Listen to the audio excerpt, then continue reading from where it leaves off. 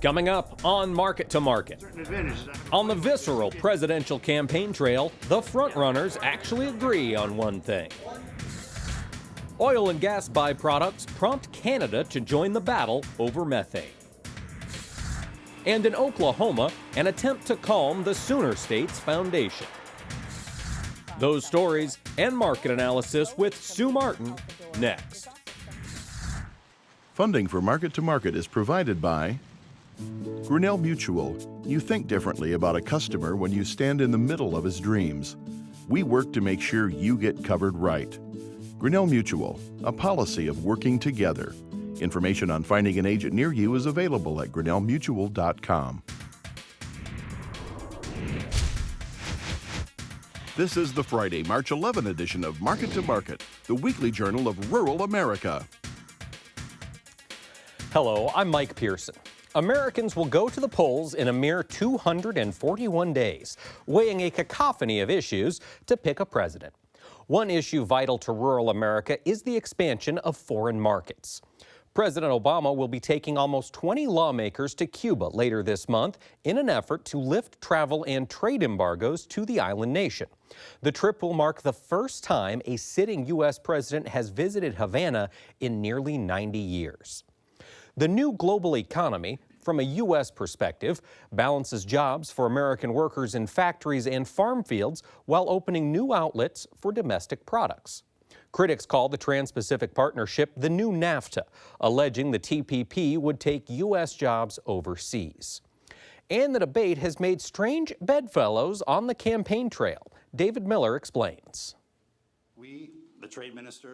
Last February, representatives from the 12 nations of the Trans-Pacific Partnership signed a landmark trade agreement.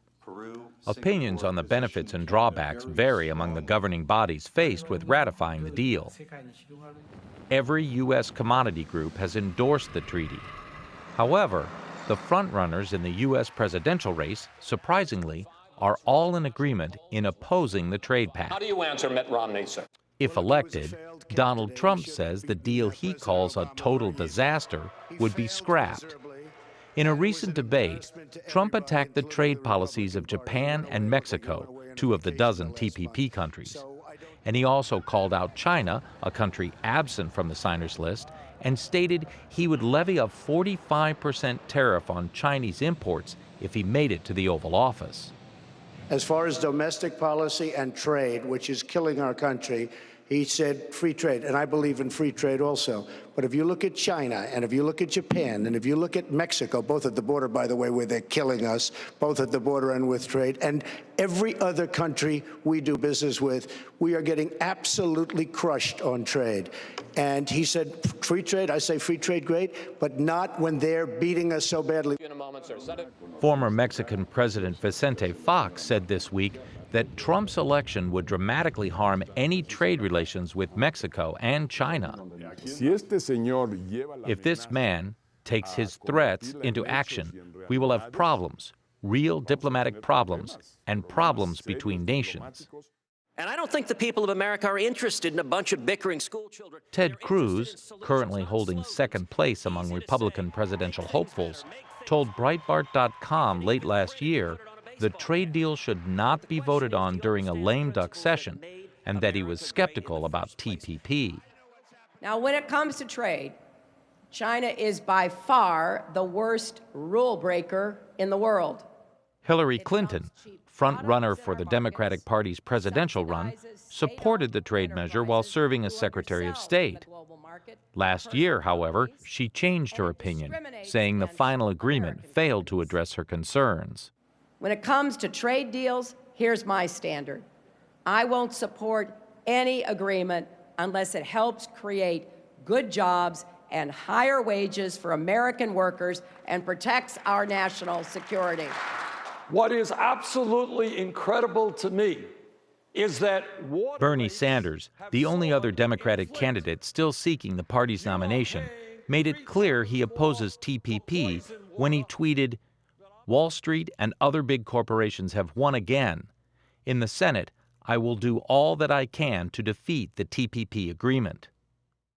I am very glad, Anderson, that Secretary Clinton has discovered religion on this issue. But it's a little bit too late. Secretary Clinton supported virtually every one of these disastrous trade agreements written by corporate America. It remains to be seen how any of the presidential candidates will proceed when one of them is finally elected to office in the fall. Despite the final outcome of the election, the clock is ticking, and the 12 nations who signed the treaty have less than 2 years to ratify the agreement. For Market to Market, I'm David Miller. Canada's Prime Minister visited the White House this week, the first official visit in 19 years. Justin Trudeau and Barack Obama pledged on Thursday to curb greenhouse gases.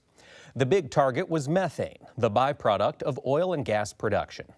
The commitment reduces emissions at least 40% over the next decade. Another side effect of energy exploration has drenched Oklahoma officials in a sea of brine, and that's both literally and figuratively shaken the bedrock of the state's economy. Peter Tubbs reports. Earthquakes triggered by wastewater injection wells in Oklahoma have resulted in further restrictions on the volumes of toxic brew that can be forced into the ground. Oklahoma's Oil and Gas Conservation Commission announced Monday their curtailment of byproduct from oil and gas production that can be returned to the earth using high-pressure injection wells. The options for disposing of brine are limited. The goal is to reduce volumes to 40% below the amount of water injected in 2014, a drop of over 12 million gallons per day. The OGCD also increased the area of Oklahoma with injection well restrictions. The reductions are an attempt to prevent earthquakes in a region of Oklahoma that has injection wells but has not yet seen an increase in earthquakes. The U.S. Geological Survey established a connection between high-pressure injection of water into the Earth's crust and an increase in earthquakes in 1968. At the time, the U.S. Army was disposing waste chemicals at the Rocky Mountain Arsenal outside of Denver, Colorado, which resulted in a series of earthquakes above 5.0 on the Richter scale. Researchers determined that earthquakes of that magnitude were statistically unlikely in a short period, and that wastewater injection was lubricating the lower layers of the local geology. A series of decommissioned wells are being turned over to Oklahoma Geological Survey staff for research, hoping to build on the body of high-pressure injection research. Given that salt water is a byproduct of oil and gas extraction, the only way to reduce the amount of salt water injected back into the earth is to reduce the volume of oil produced. The dramatic rise of hydraulic fracturing, which uses large amounts of pressurized freshwater to drive hydrocarbons from rock, has resulted in an increase in the injection of salt water waste. With crude still trading below $40 per barrel, it is unclear how many producers will be willing to voluntarily reduce production volumes to stem the flow of salt water back into the ground. In the first 9 weeks of 2016, Oklahoma has experienced 160 earthquakes. For Market to Market, I'm Peter Tubbs. Next, the Market to Market report. The WASDE report received a tepid response, doing little to move the markets. However, the weakening dollar and the approaching planting season boosted the grain trade. For the week, May wheat increased 15 cents, while the nearby corn contract rallied 7 cents. Bullish soybean export sales, coupled with a declining dollar, pushed the May soybean contract 17 cents higher. May meal followed suit, expanding $2.60 per ton. In the softs, the May cotton contract rose 4 cents per hundredweight. Over in the dairy parlor, April Class 3 milk futures added 13 cents. In the livestock sector, the April cattle contract gained $3.45. April feeders increased $4.50, and the April lean hog contract rallied $1.03. In the currency markets, the U.S. dollar index lost 1.2%. The April crude oil contract shot up 47% over the last 30 days, finishing $2.58 per barrel higher. COMEX gold shed $11.30 per ounce, and the Goldman Sachs commodity index jumped up nearly 13 points to settle at $326.85. Here now to lend us her insight on these and other trends is one of our regular market analysts, Sue Martin. Sue, welcome back. Thank you, Mike. We're glad to have you. We had the world supply and demand estimates come out on Tuesday. Was there anything that shocked you in those reports? Basically, the only real surprise, I mean, there were some revisions, but the biggest surprise was, for me, was the soy oil stocks actually increasing as opposed to decreasing. We feel there's such good demand for soybean oil that we were kind of surprised at that. And with the crush being lowered in this report, you would have thought that the stocks would have come down a little bit. So that was one. And then the other was the reduction in global supplies, bringing corn down about a little over 3 million metric tons and beans down around 2, and wheat came down as well. I thought that was interesting to see that. But at the end of the day, the report was kind of a yawner, and the real focus is basically at the end of this month for the quarterly stocks report and prospective plantings. Right, and we've got a question here from one of our followers on Twitter. I believe this is from, and this is from Isaac in Riceville, Iowa, and he's curious about that end of the month planting report. He said, with a quiet WASDE report, will we see a big market mover before that March 31st USDA report day? Well, you're seeing the market trying on all three markets, but you're seeing double bottoms made here in the grains on soybeans and corn, and the wheat's trying to gravitate higher, has a little chance of a pull with weather. But I think basically it's not uncommon to see a March rally for corn, for example. So we're trying to do that. You know, they're using a number of around 92 million acres for corn. And I think, you know, that might be kind of on target here for right now. We might even garner a few more of those acres before it's all said and done. It's going to be an early spring. There's a lot of talk about cooling down at the end of the month, maybe with some double digits like in the teens type thing that could go as far south for wheat. And that would be a concern if that was to occur because wheat's being pulled ahead. But at the end of the day, I think that when we look at those acres, this report tends to be a mover one way or the other anyway. Mm-hmm. So I think that we'll look at it. I don't know as if I see these acres moving aggressively from what the baseline has shown. But June's report certainly could be a big one. Okay, well, now let's talk the wheat market. You mentioned the threat of this potential freeze later in the month on this wheat that's been growing well in warm temperatures. We saw a 15-cent rally in the nearby this week in Chicago. Can we keep that running? Is this all a weather scare right now being priced into the market? I think it's a combination of a couple of things. One is weather, yes, is a concern because temperatures are running 20 degrees or so above normal for the hard red winter wheat area. And that's a concern because it brought wheat out of dormancy earlier than normal.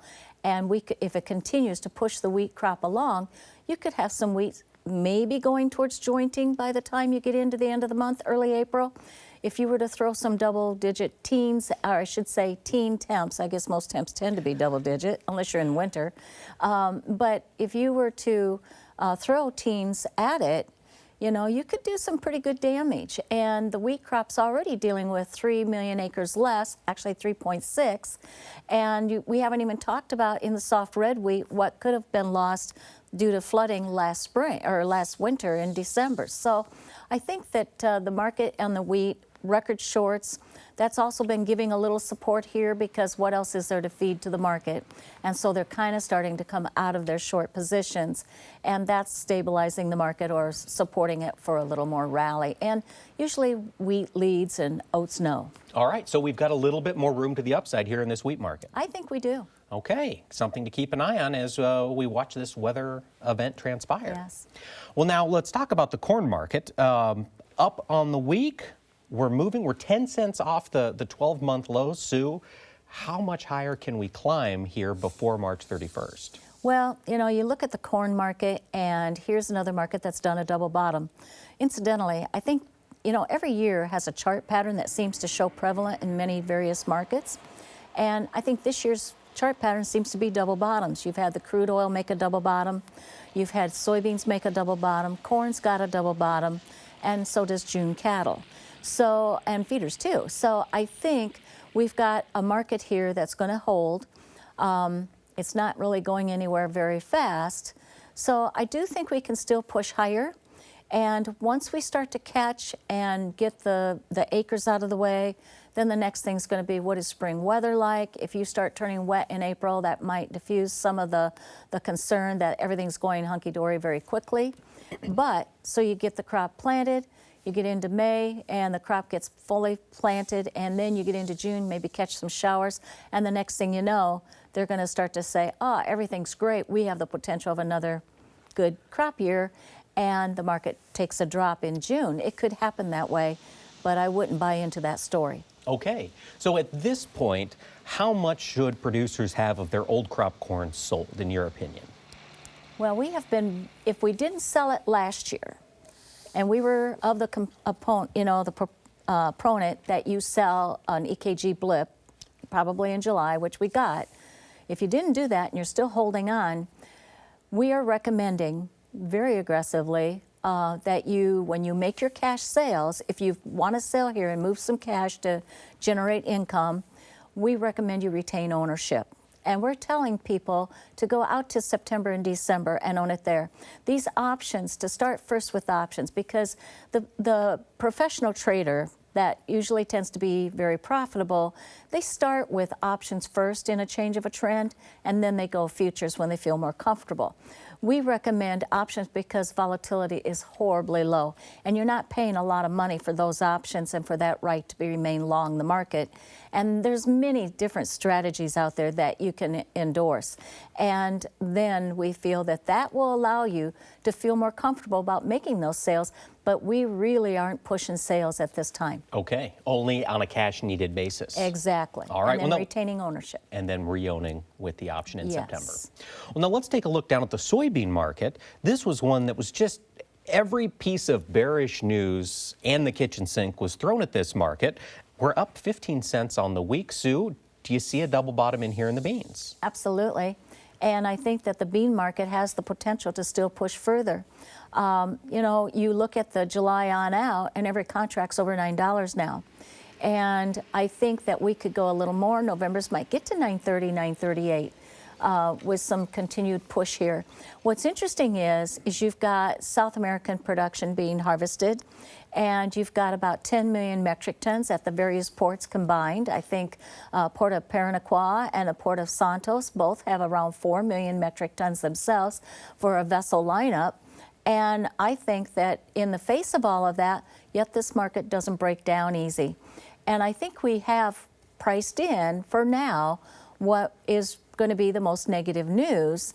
And yes, the dollar is coming into play big time here too, because I sense out of the behavior this week when you had the European Central Bank, President Mario Draghi, come out and they lowered interest rates again, 10 basis points for money parked overnight, and then on top of it, umped up their bond buying monthly from 60 billion euros to 80 billion euros, and that is equivalent to $87 billion. And doing that on a monthly basis, the euro fell hard, was down around 725 points or more lower, and before the day was done was up 1,295. In the meantime, the dollar's up 1,100 points in the first blush, and then ends up the day 1,100 or so lower.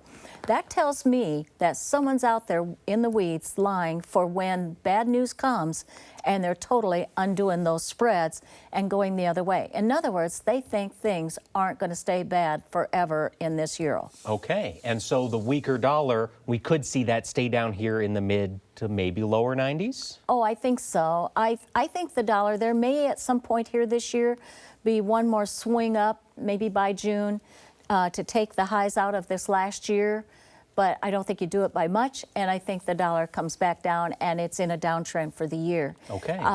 Do we fall way out of bed? Maybe not, but I don't see it moving higher, and therefore that should be positive to grains, commingled with very cheap interest rates for these countries that are buying on their letters of credit, not to mention very cheap Baltic freight index. Right. Cheap freight, lower dollar also could help proteins as we get out here into the summer month. Tell us about this cattle market, Sue, up on a nice rally here over the past couple weeks. Well, I've been a proponent of cattle. I've been on the bias of the upside, and I remain that way. I don't think our highs were in this week, but we didn't close real shiny or stellar for the day. We came off of our highs by a ways.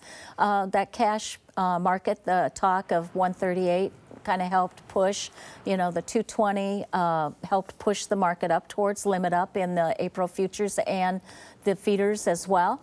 But on the same token, before the day was done, we kind of gave back a lot of ground, but there was talk of some 139 being paid. And so I think the cattle market, yes, we may stagger here a little bit. It wouldn't surprise me if Monday you come in, open higher, and then give up. That would not surprise me. But I don't think it's a long-lived thing. I still view this market as a stair step. And when I look at the feeders, I always thought 161.70, and we whizzed through that like it was butter. And so I think that March feeders or elite contractor feeders is going to 168. Eventually maybe 175. Okay. And so I remain very friendly to the cattle market. I think that the summer contracts, June's, might even see that we could push up around 133. I continue to believe that in time, we're going to have some resistance around this 225 area on the choice. But in time, we might get choice up to 230, 232. Okay, so we've got some strong fundamental factors behind this cattle market. We do. It's interesting because everybody's talking about tight supply, but in the last 4 weeks here, we've either been steady on cash 2 weeks and I think a little bit stronger in the slaughter, steady to maybe a little bit stronger. So that makes you think that the kill isn't that going to drop off that much. But I think we do have a hole in marketings coming here for about the next 30 to 45 days. Okay. And I think that packers realize that. And in the meantime, with an early grilling season starting, they're out there trying to get enough cattle around them. I've seen evidence of that today in the cash market.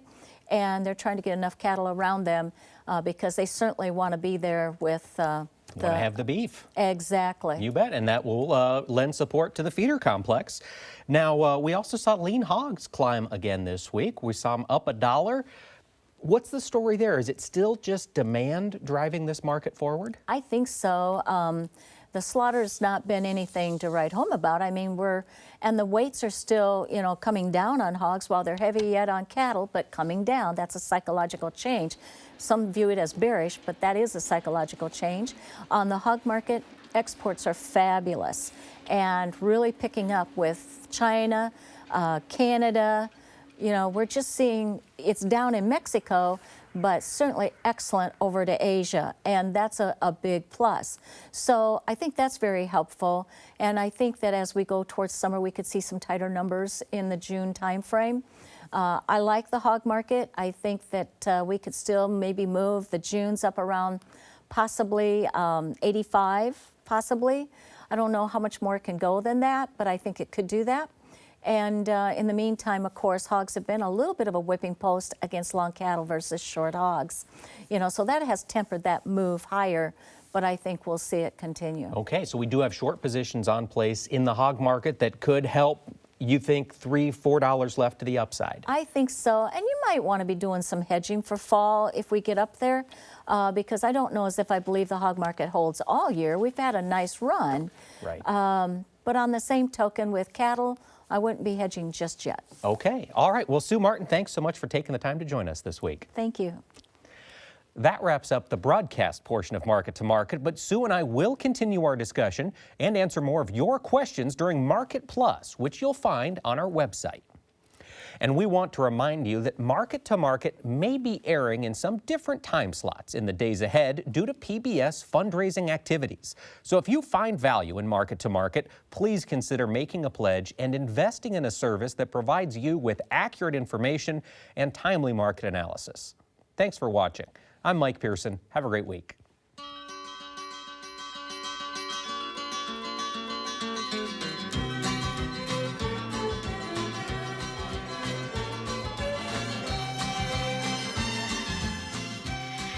Market to Market is a production of Iowa Public Television, which is solely responsible for its content. Funding for Market to Market is provided by Grinnell Mutual. You think differently about a customer when you stand in the middle of his dreams. We work to make sure you get covered right. Grinnell Mutual, a policy of working together. Information on finding an agent near you is available at grinnellmutual.com.